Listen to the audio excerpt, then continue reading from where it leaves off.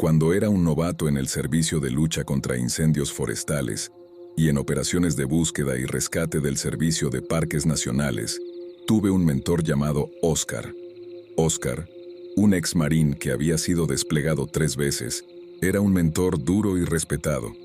Era un hombre fornido con muchos tatuajes, cada uno de ellos llevando el nombre de sus hermanos de servicio y de aquellos que habían caído en combate.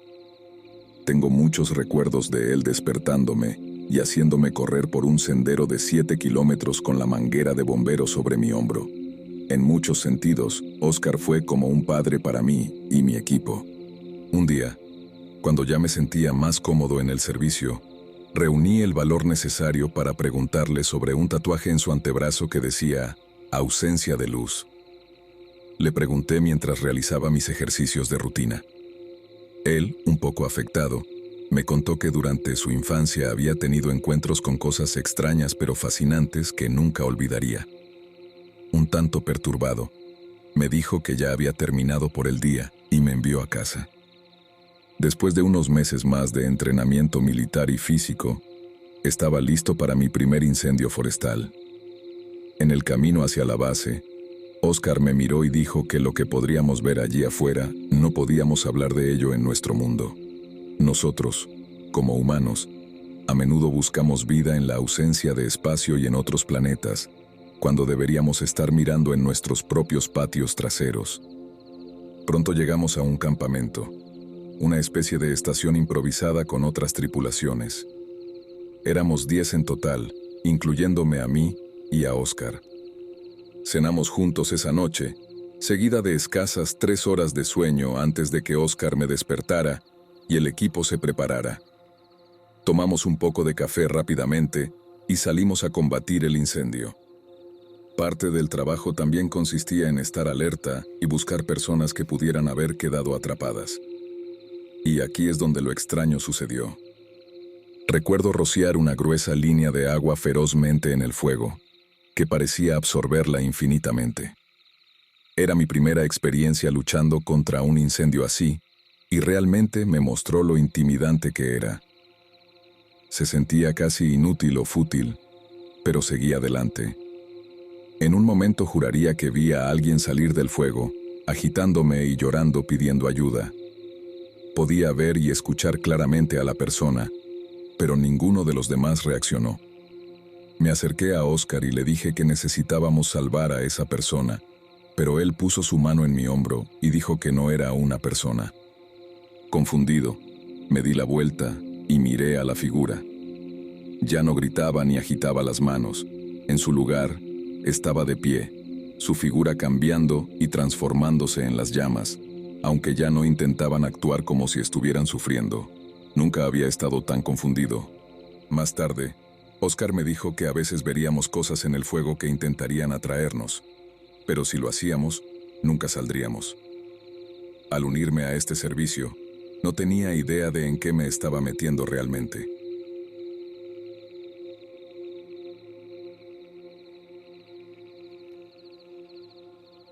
Estuve en la Guardia Costera y me destinaron a Oregón durante unos 3 años y medio.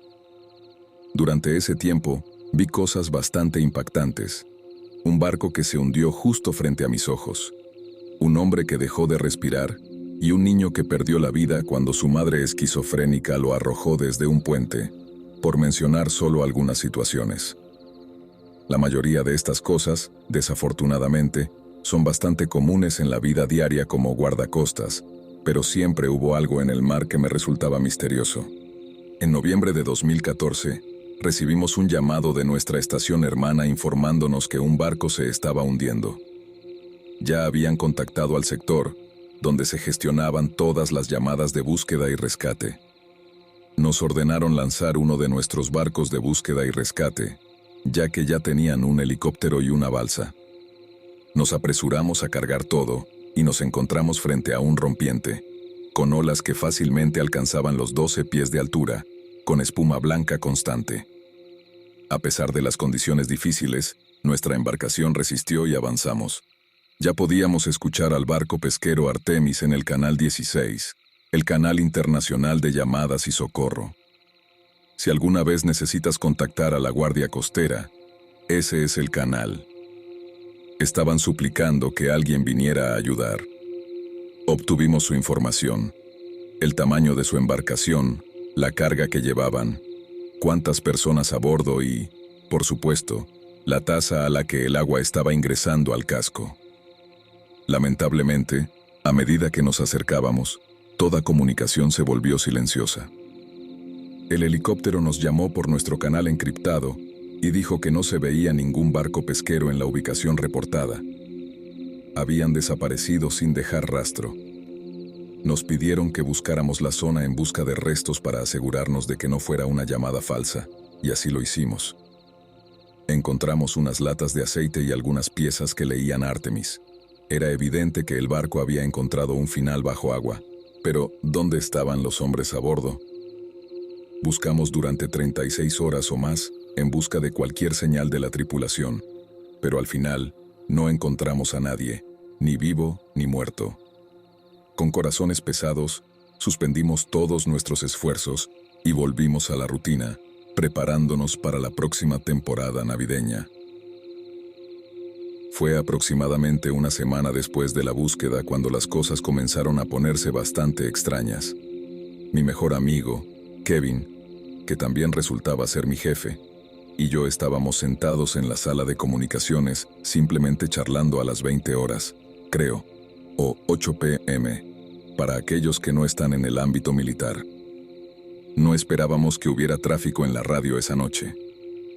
Cuando Kevin abrió la boca para responder a una broma que le había hecho, el circuito de radio se iluminó de rojo, indicando que una llamada estaba llegando por el canal 16. Una voz distante llamó por la radio, aunque no sonaba como una voz de este mundo. Era hueca y sonaba lejana, como si alguien estuviera gritando en una taza de estaño mientras caía por un pozo. Un escalofrío recorrió mi espina dorsal mientras me inclinaba hacia adelante y respondía a la llamada. «Necesitamos auxilio», dijo la voz. «Esto es la estación de la Guardia Costera de Marble Bay. ¿Cuál es su posición y naturaleza de la emergencia?», respondí mientras la radio comenzaba a volverse completamente loca. Todas nuestras radios empezaron a encenderse y una estática se derramó por los altavoces. Kevin y yo corrimos intentando bajar el volumen de las radios y finalmente la estática se desvaneció en la nada. Un horrible silencio llenó la habitación mientras ambos nos miramos, preguntándonos qué diablos acababa de suceder. «Verifica las líneas de demarcación», instruyó Kevin mientras yo levantaba nuestro mapa interactivo y observaba cómo las dos líneas rojas se cruzaban, revelando un pequeño punto en el gráfico para indicar de dónde provenía la llamada. «No hay forma», dijo lentamente, sacudiendo la cabeza. Era exactamente la misma posición donde el Artemis se había hundido. Llamamos al sector para asegurarnos de que también hubieran escuchado la llamada, pero dijeron que todo estaba tranquilo en su extremo, que no habían oído ninguna llamada de auxilio. Lo atribuimos a una llamada falsa, pero yo, hasta el día de hoy, casi 3 años después, creo que la voz era de la tripulación perdida del Artemis, pidiendo ayuda una última vez antes de que sus almas se perdieran para siempre en las profundidades saladas del mar.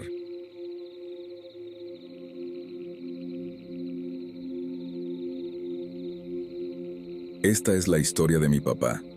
A él no le gusta mucho hablar de esto, pero cuando empieza a tomar, no puede dejar de contarlo. Desde 2008 hasta 2013, mi papá trabajó para el Departamento de Búsqueda y Rescate del Condado de Multnomah, en el área metropolitana de Portland. Le encantaba su trabajo, pero era agotador y muchas veces no tenía resultados muy gratificantes, ya fuera encontrando restos de personas o excursionistas perdidos y drogados, que había en abundancia. Pero mi papá siempre me decía que en esos bosques había cosas que ni Dios mismo podría haber puesto en esta tierra. En noviembre de 2013, llamaron a mi papá para buscar a una chica fugitiva desaparecida en la región salvaje del Monte Hood. Normalmente, su departamento no se encargaba de casos de niños tan lejos al este, pero habían llamado a todos los equipos del norte de Oregón para ayudar en la búsqueda de esta chica. Dado que mi papá tenía 2 hijos de edad similar en casa, rápidamente empacó su mochila y fue a ayudar. Mi papá era uno de los mejores escaladores del equipo, descendiendo fácilmente acantilados de 200 pies sin pestañear. A su equipo le asignaron una parte muy difícil del patrón de búsqueda, pero eso era costumbre en todas las búsquedas. Él y su equipo se cargaron y se dirigieron allá. Trabajaron hasta el atardecer, descendiendo por el lado del acantilado y gritando el nombre de la chica. Cuando el sol empezó a ponerse sobre el cañón, la mayoría del equipo fue llamado de vuelta y empacaron, ya que no se les permitía escalar acantilados en la oscuridad. Mi papá fue el último en ser retirado, pero mientras se preparaba para subir por el acantilado, un grito espeluznante, como el de un ciervo pero mucho más fuerte, resonó en el silencio. Mi papá jura que se le erizaron los vellos de la nuca. Se volvió para ver algo o alguien parado a unos 35 metros en la maleza, con los ojos reflejando la luz de su lámpara frontal. Los ciervos son una vista común en el bosque, pero mi papá, siendo el ávido amante de la naturaleza que era, sabía que eso no era un ciervo, especialmente cuando la criatura se puso de pie sobre 2 patas, como cualquier ser bípedo. Mi papá finalmente vio a la criatura y, santo cielo, era alta y delgada, con una boca increíblemente grande, llena de dientes afilados. Sus brazos, anormalmente largos y delgados, colgaban lánguidamente a los lados, con garras finas en lugar de uñas. En su cabeza, como una burla de un alce o ciervo, tenía un par de astas. Mi papá no podía moverse. No habría podido ir a ninguna parte incluso si hubiera querido. Él y la criatura se miraron durante unos segundos más, hasta que la criatura emitió otro grito agonizantemente aterrador, y se volvió lejos de mi papá, deslizándose silenciosamente de regreso al bosque. Cuando mi papá volvió a contar la historia, olvidó mencionar un pequeño detalle. Con la luz del sol poniente, pudo ver que los dedos de la criatura estaban manchados con un líquido rojo y pegajoso. El equipo comenzó a retirar a mi papá del acantilado, justo cuando el sol se hundía por debajo del horizonte. Su equipo intentó preguntarle a mi papá qué pasaba, pero él estaba convencido de que había estado alucinando en el frío aire de la montaña. Caminaron de regreso a su campamento base, y mi papá condujo a casa en silencio. Recuerdo ver a mi papá esa noche porque nunca había visto a un hombre adulto, y mucho menos a mi padre, verse tan atormentado, tan aterrorizado. Al día siguiente, volvieron al área de búsqueda y se adentraron en el cuadro siguiente. A medida que la mañana se convirtió en tarde, se escuchó un grito agudo de una de las voluntarias femeninas. Mi papá y su equipo corrieron prácticamente hacia donde venía el grito. Debajo de un arbusto estaba lo que quedaba de la joven. No entraré en más detalles, pero mi papá no pudo evitar pensar que quizás la criatura antinatural que vio la noche anterior tenía algo que ver con ello. Mi papá ya no forma parte del equipo de búsqueda y rescate.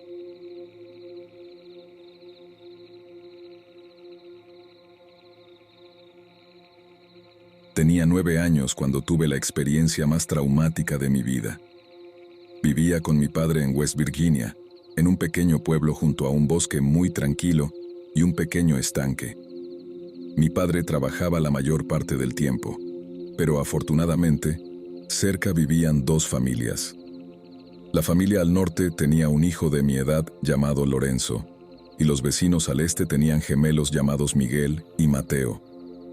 Íbamos juntos a la misma escuela y, a menudo, teníamos la misma maestra. Pasábamos casi todos los días juntos, especialmente cuando mi padre no estaba en casa. Éramos niños amantes del aire libre, y nuestro juego favorito era el escondite. Una persona buscaba mientras los demás se escondían, con la regla de no moverse hasta ser encontrados. Era divertido y emocionante, pero nunca más emocionante que ese día. Fuimos más profundo en el bosque de lo que solíamos ir, jugando al escondite. Recuerdo que los otros 3 corríamos en direcciones opuestas, tratando de contener nuestras risas. Encontré mi escondite rápidamente bajo un árbol caído con ramas frondosas formando una especie de tipi natural. Esperé allí durante varios minutos, pero extrañamente nunca escuché a Lorenzo decir el habitual, «¿Listos o no? Allá voy». Cuando 10 minutos se convirtieron en 30, salí de debajo del árbol y corrí de vuelta al lugar donde había visto por última vez a Lorenzo. Miguel y Mateo ya estaban allí. «¿Dónde está Lorenzo?», pregunté. Miguel negó con la cabeza y Mateo continuó buscando cualquier rastro de él. 4 horas buscamos a Lorenzo, hasta que oscureció y nuestros miedos infantiles de ser reprendidos por padres enojados nos obligaron a regresar a casa. No pasó mucho tiempo hasta que mi padre recibió una llamada de la madre de Lorenzo preguntando por él. Mi padre me confrontó. Lloré, me quebré y le conté sobre nuestro juego que salió mal. Durante las siguientes 2 semanas, se organizó una operación de búsqueda y rescate con policías, bomberos y padres locales, pero no se encontró nada. Hasta el comienzo de la 3ª semana, cuando solo quedaban los padres de Lorenzo y un grupo de voluntarios del servicio forestal. Finalmente encontraron a Lorenzo, pero me dijeron que no estaba vivo.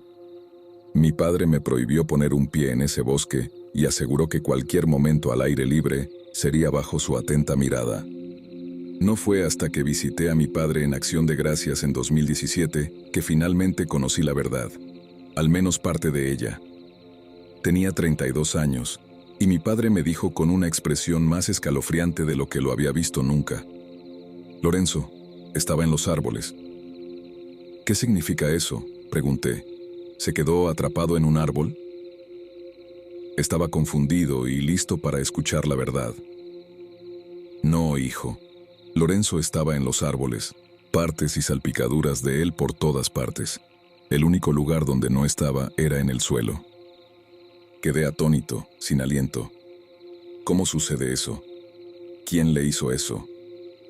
No me di cuenta de que estaba levantando la voz, enfadándome lentamente. Nadie sabe, Greg. Nadie tenía ni idea durante los últimos 23 años. Supongo que ahora sabes por qué te mantuve alejado de esos bosques después de su desaparición. Eso es realmente todo en esta historia. Puede que quieras saber más, pero yo no.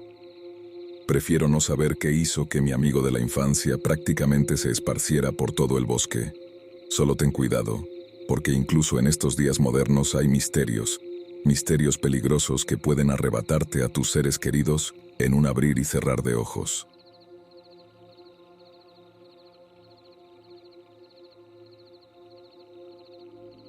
Hace un tiempo, me ofrecí como voluntario una sola vez para búsqueda y rescate.